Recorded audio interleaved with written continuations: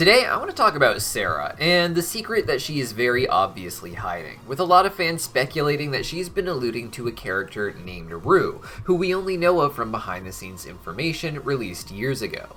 My name is Impcut, and hit that subscribe button if you'd hang out with us at our office.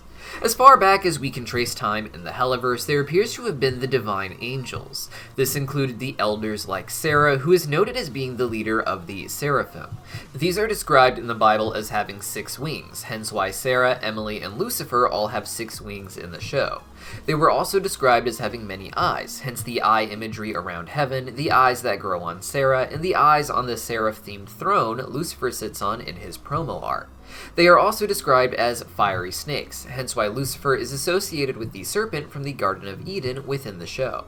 Sera is not the only elder, however, and is joined by other angel types, such as Ophanim, meaning wheels within wheels, hence why they are shown as heads with circling rings. According to Sera, there is no known reason why a soul manifests in heaven versus in hell, but she makes it clear that she is trusted that there are just reasons for this seemingly natural occurrence, with her just trying to maintain the order and protect her people in heaven in particular, not caring if the souls of hell become eternally destroyed or not. Now, the biggest question in all of this is, where is God? Sera is presented as the highest divine authority, with no one even asking about or questioning God, indicating that an entity known as God may not exist as a personified being in the world. A lot of mythologies, at some point or another, develop a philosophy of the original of all gods being a sort of sleeping entity that cannot interact with the physical world, it being just an extension of that god's great existence in all things. It is lower conscious beings who are responsible for the formation of the world, with these generally being considered to be pure and noble beings carrying out the will of the greater god, though they can sometimes rebel or make mistakes. Hazbin Hotel seems to have used this as inspiration for its own creation mythology, leaning into the interpretation of various Jewish traditions.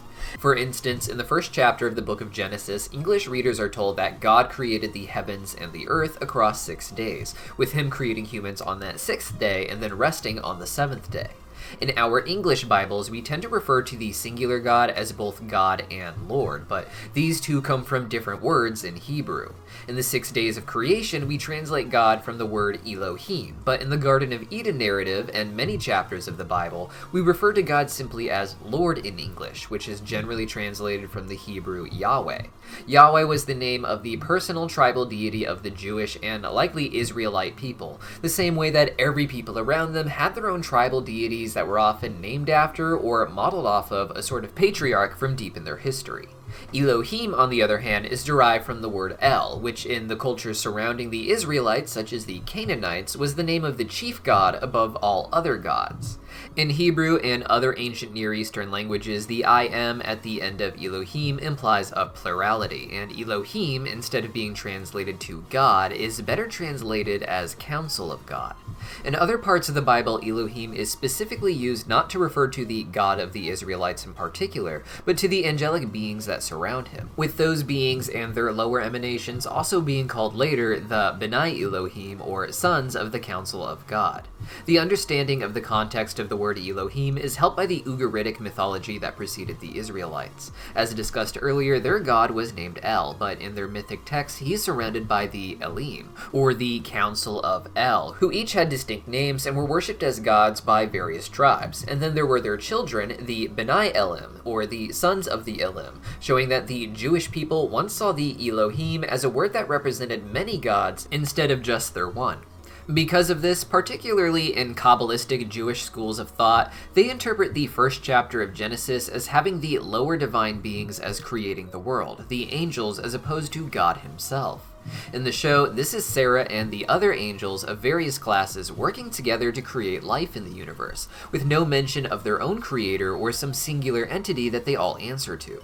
Lucifer was not allowed to be involved with this as his ideas were considered dangerous to the elders, implying free will may have been given to life forms before the humans, and that there may have been a greater history that we are missing here.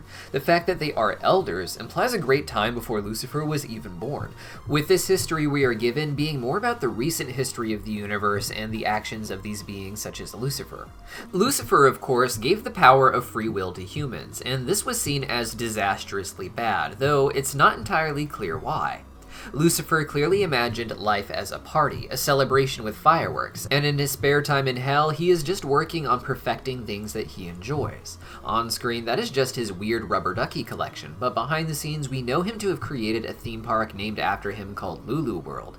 This is something we know about from Hell of a Boss, where another Prince of Hell, Mammon, has been sued by Lucifer for trademark infringement, with Mammon having made a ripoff park called Lulu Land.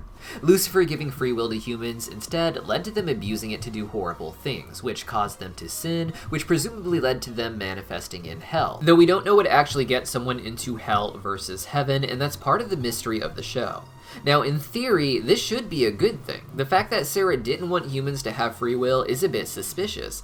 If everyone has free will, then you have a system where those who are truly good should choose what is right and end up in heaven, with the bad ending up in hell. While this doesn't seem to be the case in the show, it is what Sera maintains has happened, so why is Sera upset about this? In the Bible, there is a very brief mention of the sons of God, which we translate from the earlier mentioned B'nai Elohim, or the sons of the council of God. These beings are expanded upon in the Book of Enoch, another Jewish text written much later than the Book of Genesis, but which fills in the gaps of who the sons of God were in the Bible and their relation to the Great Flood that came. In Enoch, they are presented as beings who were sent down to Earth to develop humans, giving them the knowledge they need in order to grow spiritually healthy societies, teaching them the arts and sciences such as writing and astronomy. However, they were said to eventually rebel against God by taking human wives and giving them knowledge they were not ready for. With the story of Enoch, it becomes clear that the sons of God exist not just in the story of Noah's flood, but in the rest of the book of Genesis as well, with Genesis being a compilation of stories from different times that all use different names for certain historical figures, but they tell the same story. With Enoch, it becomes clear that the sons of God were also the serpent from the Garden of Eden, who, like the angels, gave humans forbidden knowledge.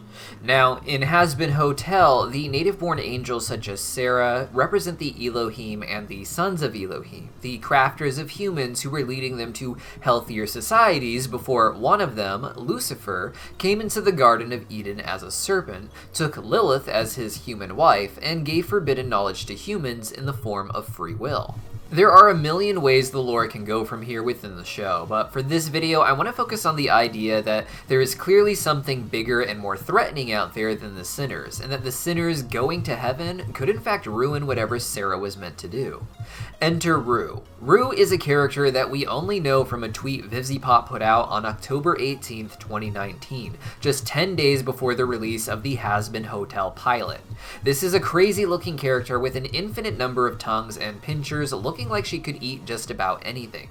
VivziePop said in this tweet that it would be a long time before we saw this character, with her of course having no idea what kind of gap we would have just before Season 1 aired. With VivziePop saying she had a 3-season plan early on, this means I wouldn't expect this character until the Season 2 finale at the very earliest, if they are particularly important.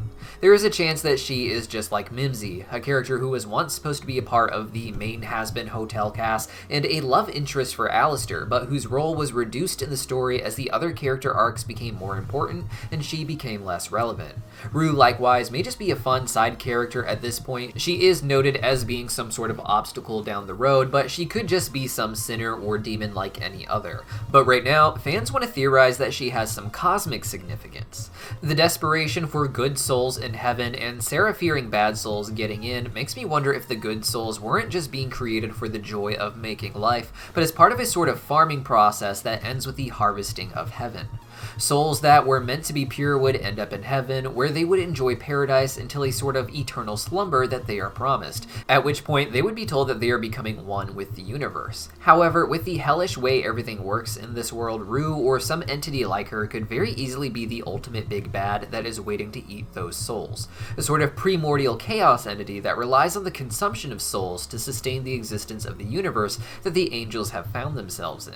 A lot of mythic traditions begin with even the gods themselves that form the world coming out of the chaos, with there always being the promise of an eventual return to the chaos and a reabsorption even of human life back into the divine. But could Hazbin Hotel be the next in the tradition of stories that present this as rather sinister? Or is Rue just going to be another sinner with a fun, trashy personality as VivziePop implied in her tweet, maybe even just an overlord? Let me know your thoughts in the comments down below, and I'll see you next time.